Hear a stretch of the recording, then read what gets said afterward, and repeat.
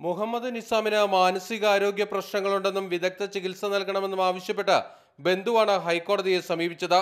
Kannur central ജയിലിൽ ചെന്ന് നിസാമിനെ കണ്ടപ്പോൾ അസാധാരണമായി പെരുമാറിയെന്ന് കാണിച്ചാണ് ഇയാൾ കോടതിയിലെത്തിയത്. ഇതിന്റെ അടിസ്ഥാനത്തിലാണ് നിസാമിന്റെ ആരോഗ്യനില പരിശോധിക്കാൻ സർക്കാർ മെഡിക്കൽ ബോർഡിനെ നിയമിച്ചത്. ഇവരുടെ പരിശോധനയിൽ നിസാമിന്റെ മാനസികാരോഗ്യനില തൃപ്തികരമാണെന്ന് കണ്ടെത്തിയെന്നാണ് സർക്കാർ ഹൈക്കോടതിയെ അറിയിച്ചത്. മെഡിക്കൽ റിപ്പോർട്ട് സംബന്ധിച്ച് വിശദമായ സത്യവാങ്മൂലം സമർപ്പിക്കാനും സർക്കാരിന് കോടതി നിർദ്ദേശം നൽകി. ഇതിനിടെ നിസാമിന്റെ മെഡിക്കൽ പരിശോധനാ റിപ്പോർട്ട് ഹൈക്കോടതി വിളിച്ചുവരുത്തിയെന്ന് ചില മാധ്യമങ്ങൾ വാർത്ത നൽകിയതിനെതിരെ കോടതി കടുത്ത വിമർശനം നടത്തി. ഇത്തരത്തിൽ ഒരു നിർദ്ദേശവും കോടതി നൽകിയിട്ടില്ല. കോടതി അറിയുന്നതിന് മുൻപ് മെഡിക്കൽ ബോർഡിന്റെ റിപ്പോർട്ടിന്റെ വിശദാംശങ്ങൾ മാധ്യമങ്ങൾക്ക് ചോർന്നു കിട്ടിയതിലും ഹൈക്കോടതി അതൃപ്തി പ്രകടിപ്പിച്ചു. മാനസികാസ്വാസ്ഥ്യം ചൂണ്ടിക്കാട്ടി നിസാമിനെ ജയിലിന് പുറത്ത് ചികിത്സയ്ക്ക് എത്തിക്കാനുള്ള നീക്കമാണ് മെഡിക്കൽ ബോർഡിന്റെ റിപ്പോർട്ടോടെ പൊളിഞ്ഞത്. മാതൃഭൂമി ന്യൂസ്, കൊച്ചി.